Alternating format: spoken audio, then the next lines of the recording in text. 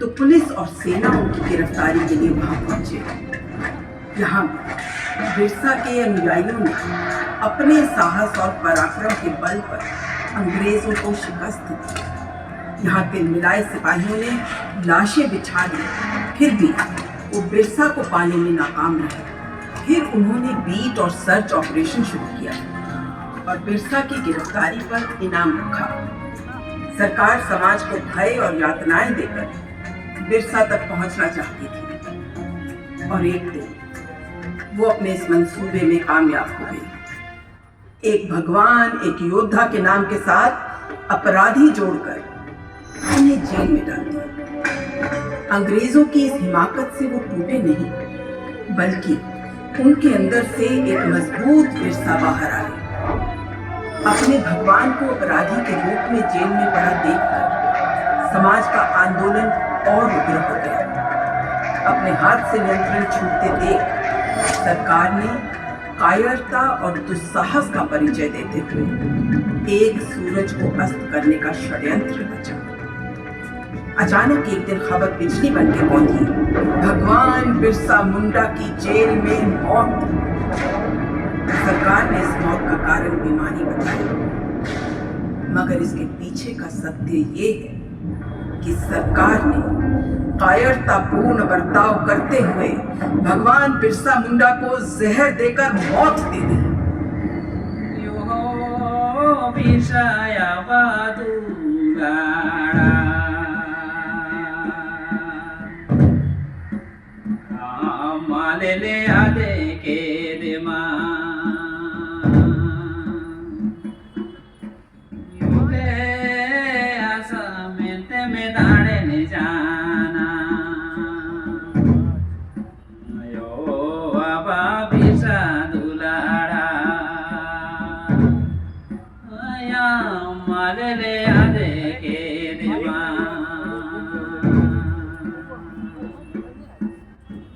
सरकार ये भूल गई कि सूरज अस्त होता है उदय होने के लिए। बिरसा के विद्रोह का प्रभाव बहुत से बदलाव लाया। भगवान बिरसा के हाथों जली मशाल अब बड़ा रूप ले रही थी। सरकार को झुकने के अलावा कोई दूसरा रास्ता नहीं दिख रहा था और परिणाम स्वरूप कई महत्वपूर्ण सुधार हुए। समाज की मूल व्यवस्था प्रणालियों को फिर से बहाल किया गया। सरकार ने समाज की समस्याओं के निवारण के लिए गुमला और खूंटी को सब डिवीजन बनाया। सरकार CNT एक्ट 1908 लेकर आई। जंगलों में बाहरी लोगों के बसने पर प्रतिबंध लगा। नीतियों में सुधार करके समाज को उनकी भूमि के अधिकार वापस दिए गए। इसके बाद गुमला विशुनपुर के जतरा टाना भगत की अगुवाई में एक और आंदोलन का जन्म हुआ। इस आंदोलन के विचार का आधार पूरी तरह से धार्मिक, आध्यात्मिक, सांस्कृतिक और अहिंसा की नींव पर टिका था। मदिरा और मांसाहार का त्याग करके ईश्वर की आस्था का हाथ थामे आंदोलन ने जमींदारों के साथ विद्रोह और सरकार के साथ असहयोग की नीति अपनाई।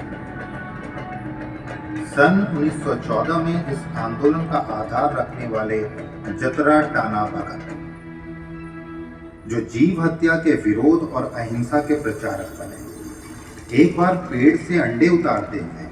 उनके हाथ से अंडे छूटे और उन्होंने अंडों में भ्रूण देखा। तभी से उन्होंने स्वयं जीव हत्या का त्याग किया और इसके प्रचार में लग गए। फिर उन्होंने अपने इसी विचार को आंदोलन में अपनाया। भगत के इस अनोखे तरीके ने लोगों को बहुत प्रभावित किया और देखते ही देखते हजारों लाखों लोग उनसे जुड़ गए। आंदोलनकारियों ने सरकार को भूमि कर देने का विरोध किया। परिणाम स्वरूप अंग्रेजी सरकार ने जतरा टाना भगत को जेल में डाल दिया। सन 1916 में जतरा टाना भगत के मृत्यु के पश्चात भी यह आंदोलन उनके शिष्यों के नेतृत्व में न केवल जारी रहा, बल्कि जिसका प्रसार भी बहुत तेजी से हुआ। सन 1920 में टाना भगत आंदोलन का महात्मा गांधी और भारतीय राष्ट्रीय कांग्रेस के आंदोलन के साथ जुड़ाव हो गया।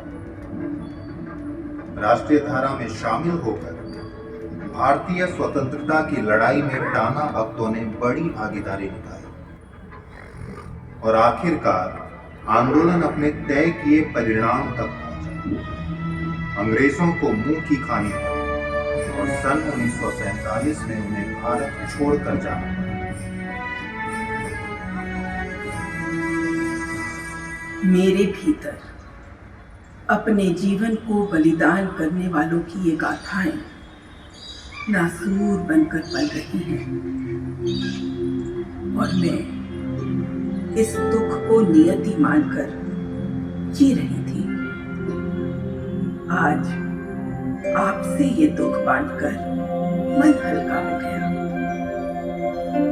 भगवान बिरसा मुंडा के साथ सारे शहीदों के मेरे लिए समर्पण और त्याग ने मुझे गौरवान्वित तो किया ही है, साथ ही उनका जीवन समाज के लिए एक प्रेरणा बनकर उभरा है और दिलों में दिया बनकर रोशन है। ये भगवान बिरसा मुंडा के चमत्कारी व्यक्तित्व का प्रभाव था कि उनके चित्र को भारतीय संसद में सम्मान देकर स्थापित किया गया और इस तरह इतिहास में आदिवासी समाज के स्वर्णिम काल का आरंभ हुआ।